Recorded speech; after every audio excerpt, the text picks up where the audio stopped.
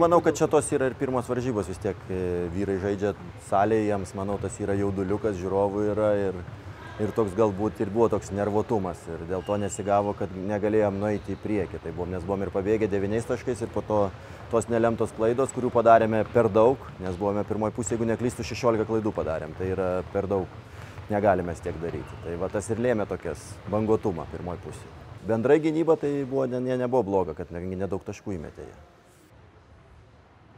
Gali vienose varžybose vienas sužais, kitose kitas ir aš tikiuosi, kad taip ir bus, kad galėsim naudoti visus 12 žaidėjų ir įneš savo indėlį, nes ne vien tik taškai, nes ir Rūbinai kalbėjau, kad tai yra varžybos ne vien tik taškai, svarbiausia yra toj komandiniai gynyboje, komandinis puolimas, geras perdavimas, atkovotas puolime kamuolys, atsitverimas gynyboje, padėjimas draugui, tai yra sudeda visą tą pergalės, kaip sakant.